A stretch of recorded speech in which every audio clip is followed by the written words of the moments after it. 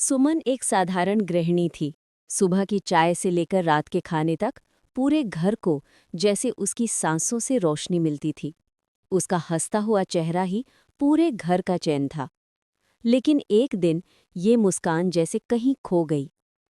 सुमन को 6 महीने पहले डॉक्टर ने बताया, आपको टाइप 2 डायबिटीज है। वो चौंक गई थी। न ज्यादा खाना, न ज्यादा वजन, फिर भी डायबिटीज।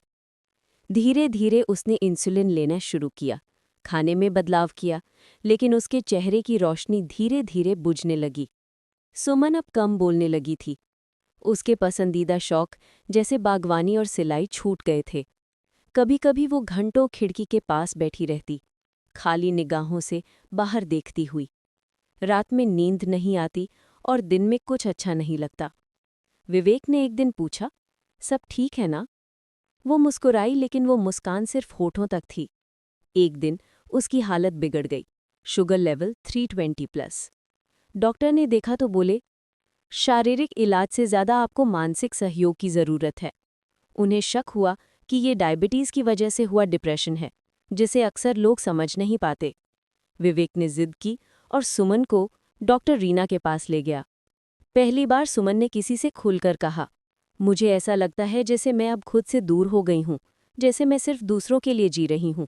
रीना ने कहा, डायबिटीज और डिप्रेशन एक दूसरे से जुड़े हैं। जब दिल दुखी होता है तो शरीर उसका असर उठाता है, और जब शरीर थक जाता है तो दिमाग भी हारने लगता है। धीरे धीरे सुमन ने काउंसलिंग शुरू की, मेडिटेशन सीखा, अपने लिए समय निकालना शुरू किया। विवेक ने घर के कामों में हाथ बंटाना शुरू किया। अनाया ने अपनी माँ को रोज गले लगाना शुरू किया। और आज 6 महीने बाद सुमन ने फिर से बागवानी शुरू की है। वो डायबिटीज से अब भी जूझ रही है, लेकिन डिप्रेशन से अब वो अकेली नहीं लड़ रही।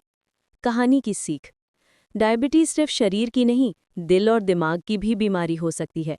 अगर हम समय रहते अपने जज्बातों को समझें और बांटें तो इलाज आसान हो जाता है। बात करें, मदद लें, क्योंकि खामोशी भी एक बीमारी बन सकती है।